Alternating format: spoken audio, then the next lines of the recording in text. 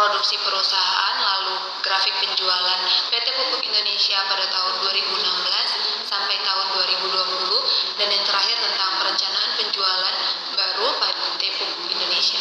Baik, kita masuk pada agenda pertama, yaitu mengenai keberhasilan perusahaan yang dialami oleh PT Pupuk Indonesia.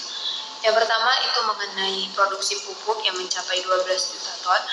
Setelah melalui target yang dibuat untuk tahun 2019 itu hanya 10 juta ton. Setelah itu PT Pupuk Indonesia tetap menjaga kinerja di tengah pandemi COVID-19. Pada situasi penjualan perusahaan yang sedang rendah bisa dibilang dan situasi ekonomi Indonesia yang tidak stabil, tetapi PT Pupuk Indonesia tetap menjaga kinerjanya. Lalu yang ketiga itu tetap aktif, kami tetap menjalankan program-program yang biasa dilakukan oleh PT Pupuk Indonesia seperti program tanggung jawab, lalu tanggung jawab lingkungan dan sosial. Lalu kita memasuki kegiatan usaha yang telah dilakukan oleh PT Pupuk Indonesia. Yang pertama ada training committee, yaitu bidang usaha di perdagangan terutama beras yang dilengkapi oleh distributor center yang berfungsi sebagai pusat penyimpanan dan pemasaran beras. Setelah itu ada unit depo yang merupakan unit usaha pelayanan untuk memenuhi kebutuhan masyarakat tani.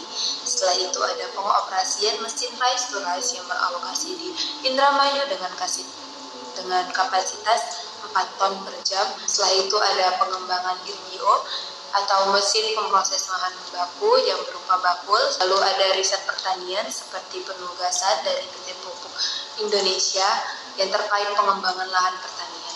Lalu masuk kepada produksi PT Pupuk Indonesia pada tahun 2020, yaitu mencapai 19.382.252 ton.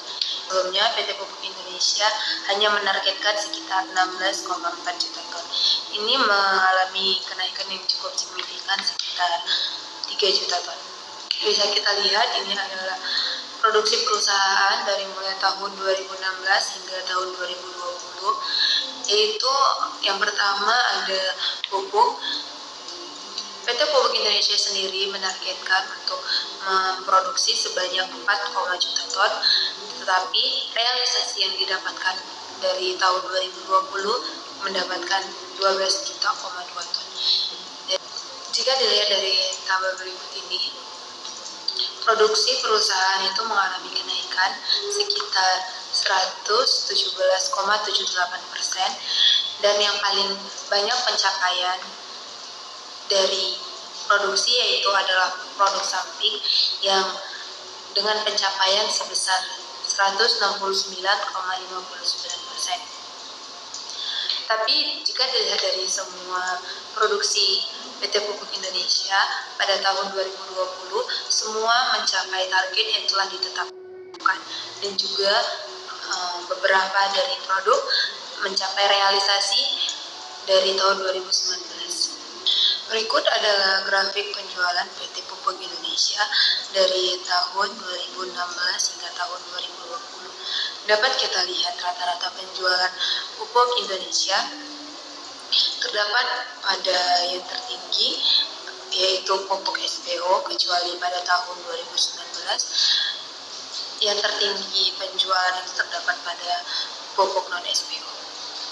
Menurut grafik penjualan 5 tahun terakhir, PT Pupuk Indonesia mengalami penjualan tertinggi pada tahun 2018 dan terus mengalami penurunan hingga tahun 2020. Tetapi PT Pupuk Indonesia tetap mencapai semua target yang mereka buat untuk setiap tahunnya.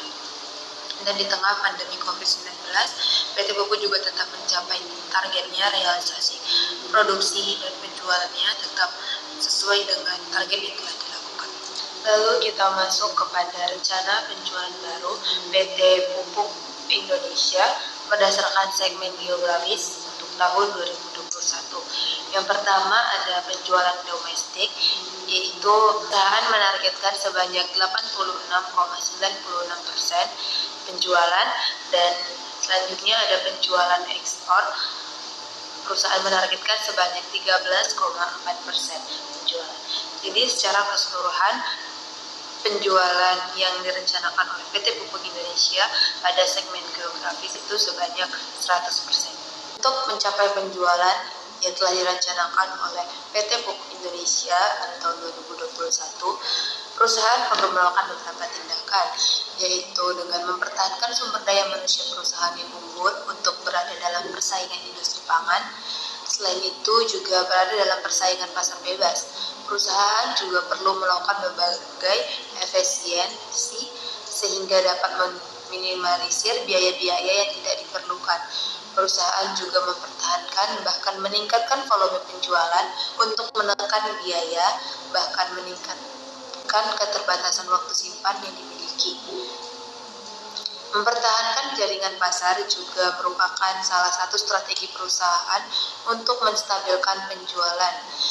Sehingga meskipun terdapat kendala-kendala oleh faktor eksternal, dengan ada jaringan pasar yang luas, maka perusahaan tetap dapat melakukan penjualan yang lebih fleksibel.